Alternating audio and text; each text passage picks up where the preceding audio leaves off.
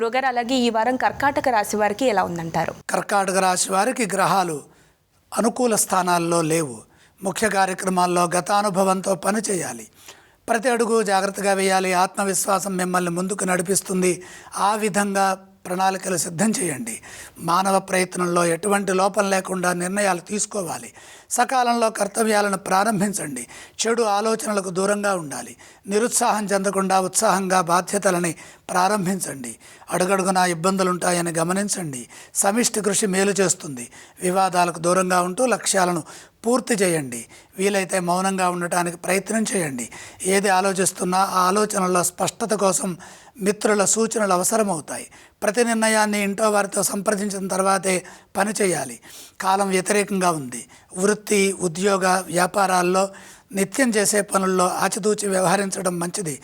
పరిస్థితులను అర్థం చేసుకుంటూ సమయస్ఫూర్తితో సంభాషించాలి, ముందుకు సాగాలి.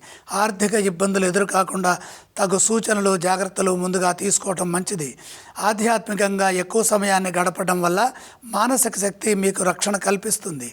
వారాంతంలో శుభం జరుగుతుంది. కర్కాటక రాశి వారు ఈ వారం ఏ స్తోత్రం పఠిస్తే బాగుంటుంది? కర్కాటక రాశి వారికి గ్రహాలు అనుకూలించడం లేదు కాబట్టి నవగ్రహ శ్లోకాలు చదువుకోవాలి. మరి ఈ రాశి వారు ఏ ఆలయాన్ని సందర్శిస్తే బాగుంటుందంటారు? కర్కాటక రాశి వారు నవగ్రహాలని దర్శించడం మంచిది. అలాగే కర్కాటక రాశి వారు ఏవేవి దానం చేస్తే బాగుంటుంది? నవధాన్యం నవగ్రహాల దగ్గర నుంచి నమస్కారం చేయండి.